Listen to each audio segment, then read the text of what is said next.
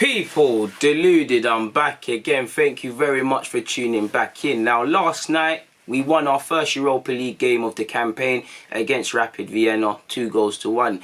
Before I talk about Arsenal, I think football's a harsh game, and at the end of the day, there are lessons Rapid Vienna, I guess, could have learnt to not concede the goals they did. It was good for us to score Luiz's goal, but what is the keeper doing? The ball, they gave El Nene too much space, and they didn't follow Bellerin for the second. That fell to Aubameyang, and Aubameyang wasn't tracked. So there are things, but I feel, it's a cruel game. We all know Rapid Vienna played better than us. If you was to ask both managers who is happier, the Rapid Vienna one, they played well. They gave a good account of themselves, and when we next faced them at the Emirates, they should have every sense of belief that they could get a result against us, people. They outmatched us, but at the same time, in isolation, obviously a win's a win. You can't always play well. We made individual mistakes, highlight being Leno. We got out of it. That shows a good team. You can't always win playing nice. Sometimes you got to win playing ugly.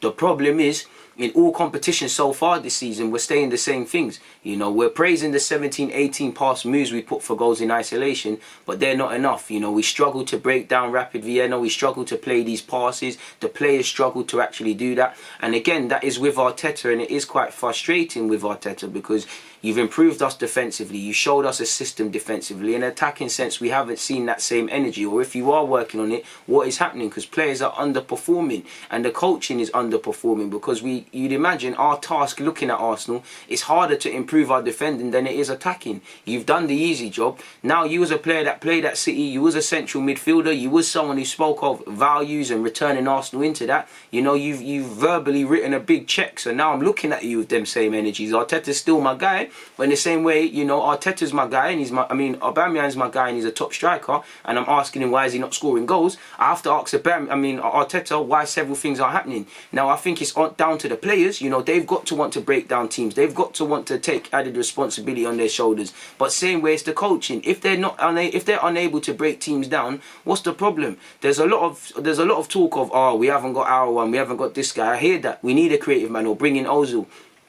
But the problem is, they'll make a difference. They'll try to break the lines down. But the problem is the whole team, the coaching outlet has to be there. Everybody has to have the confidence to play that pass. And there's got to be movement. I don't see it too much of that. Arsenal fans, we like to do this thing where we look at one man to be the messiah. Gabriel's a quality centre-half, and we'll get onto him, and he showed it. But you can't expect him to make the difference defensively. It's the system and the outlook. He's one man. There's 10 other players on the field. So there's a lot of work for Arteta to be said. And when you consider all competitions, these things have been said week in, week out. We were toothless against City, toothless against Liverpool, ineffective. I know statistics might show it's neck and neck with Rapid Vienna, but we're not starting the games well enough. We're making things harder work than it needs to be, and your luck does run out. When we get away with it against West Ham and Leicester in the league, we don't speak about it. But when you're not playing well, these sort of things happen. And just by looking at the statistics real quickly in terms of shots and whatnot, we had 11 shots, 4 on target. They had 12 shots, 4 on target. Now,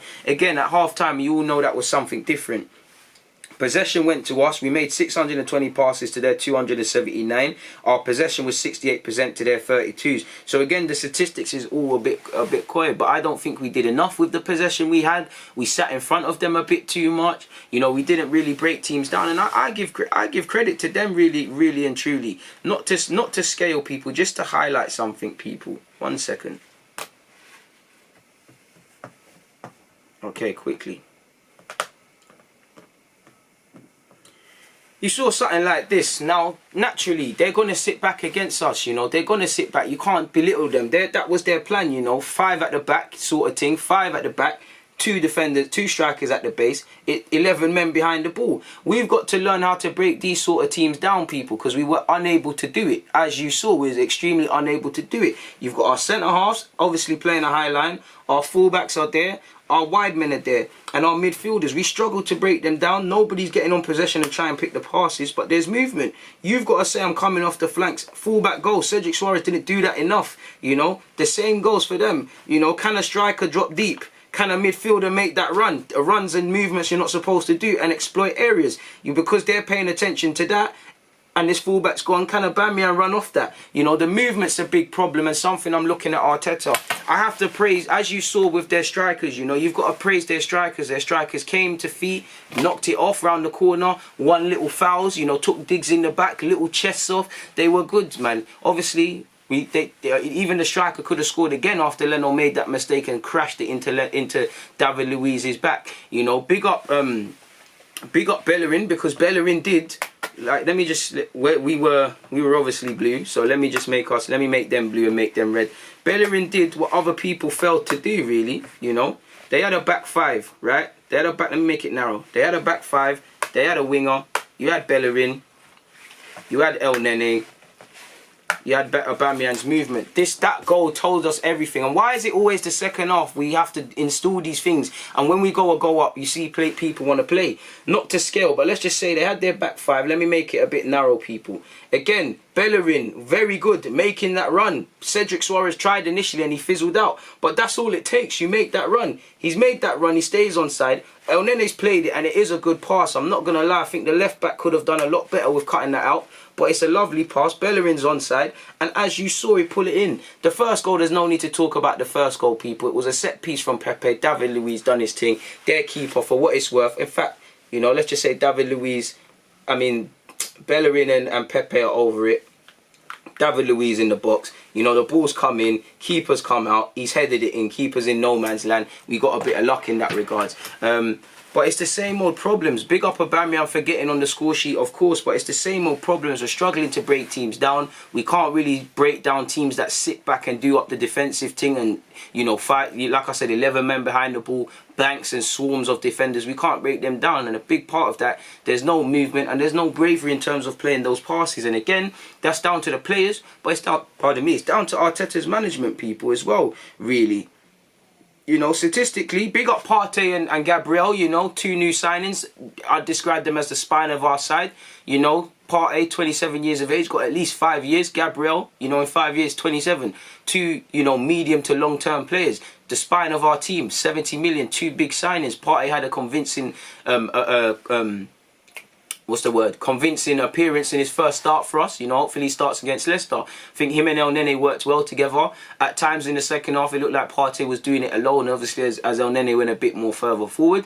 You know, the only downside to Partey is you look at the 8 minutes against City and this start, he's got 2 yellow cards. Now, the way he plays, part and parcel, he shouldn't have even got a yellow card. But is that an area of his game we need to watch? Because obviously, you know, you get suspended once upon a time. And then we're back to square one with no Partey. And that's why I wanted to keep Torreira in this team. But there's no point talking about man that are not here. Partey had a convincing performance. He tried to play certain passes. He won his midfield battles. He won everything in the air. He showed his strength, you know. Ghanaian powerhouse in midfield. Really happy with Gabriel. with Partey. Gabriel, convincing performance from defence. Barely put a foot wrong. He will have bad games, but he started off very well. He's still very raw, but the potential of that man is great, is crazy. And we finally got a defender we can believe in as Arsenal fans, in the same way we believe with Aubameyang up front and whatnot. Lovely to see Aubameyang back to goal scoring ways, of course, people. You know.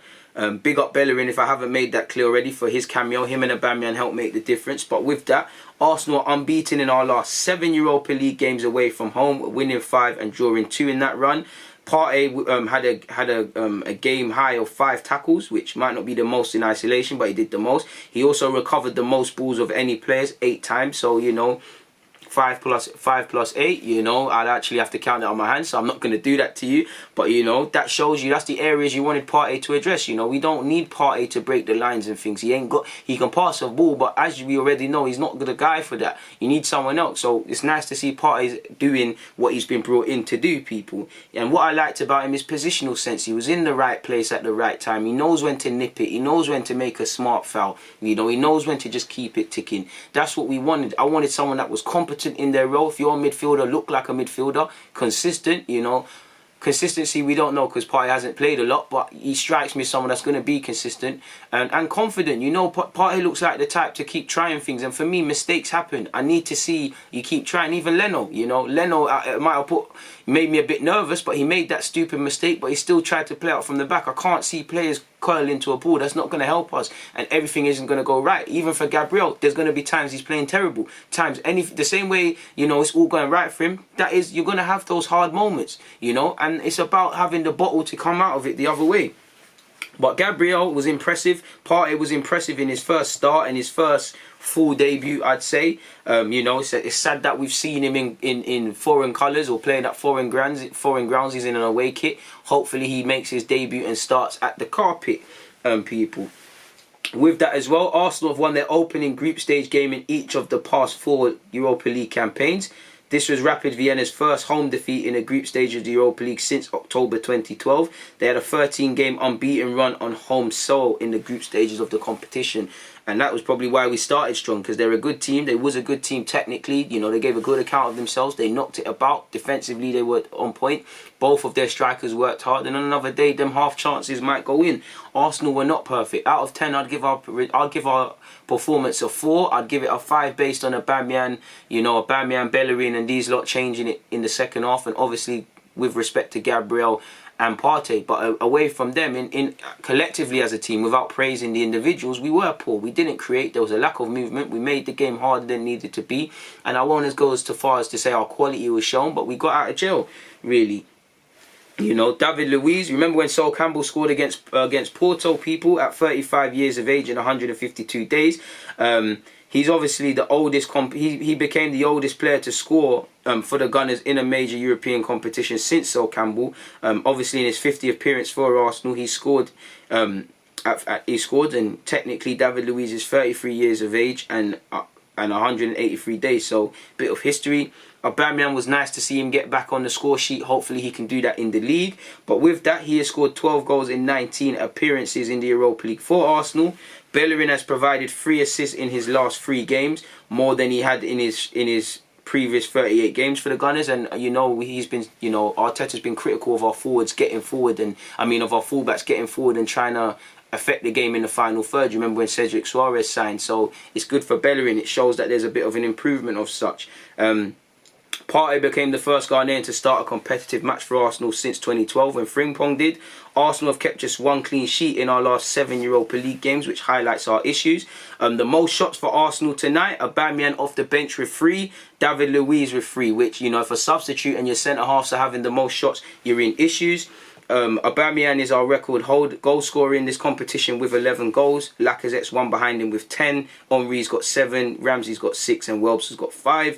Maitland-Niles is Arsenal's record appearance maker in the UEFA Cup / Europa League with 25 appearances. Mustafi has 21. Lacazette and El Nene both have 20. And my battery is going to cut out. And if it does cut out, you haven't missed out anything, people. But I did see a good graphic from Shakwa praising both Gabriel and Partey. Let me see if I can find it, people. Against Rapid Vienna, Partey had the second most touches. He had the second most passes. He had a passing accuracy of 90%. He won, his duel rate was 77%. He won 10 duels. He won 4 aerial duels. He made 5 tackles. He regained possession 8 times. The most passes in the final third of 23. And the most final third pass entries of 13. For Gabriel, he had the most touches, playing out from the back he's always going to, and that's always him with 119. He had the most passes attempted. He had a passing accuracy of 88%. He won 71% of his duels. He won 10. He had the most duels won with 10. He won 4 aerial duels, which were the most aerial duels won, 1 more than Partey. He won the most fouls of 6. He gained possession the most of 8. He had 5 most clearances, and he made the most interceptions with 4. So it's nice to see the spine of our team has been improved, and specifically those 2 players, because we know that's a big part of our season, and I'm happy for that, people. I'm really happy to see that both of those players have done their thing in that regards, because Partey and Gabriel, they were sourced for 70 million. They've addressed the spine of our team. You know, they are not going to be able to change our fortunes in isolation, but they're two big money signings for deep by Arsenal standard for good money. You know, Gabriel, 5 million up front, the rest over his contract length. We had to pay Partey's release clause, and they're two players that have instantly improved us. Partey seems like he's hit the ground running. Gabriel definitely has, so long may it continue, because they're going to be central to our success. And they were two bright beacons in what was a bit of an iffy game. Like, I feel El Nene was good in addition to those two. I think Saka was decent. Big up to Bellerin and Aubameyang off the bench, but collectively it weren't good enough from us. So we move and we do what we need to do, man, but we need to be better in our next games, not just in Europa, but moving forward. On that note though, people, Deluded, I'm out. Make sure you like the video, make sure you subscribe, make sure you comment. I'm out. And I've done that just before this video where the battery has died. I can see the battery beeping in front of me, people. Love, man, I'm out. Please come back again. You lot know me. I want you lot all to stay safe.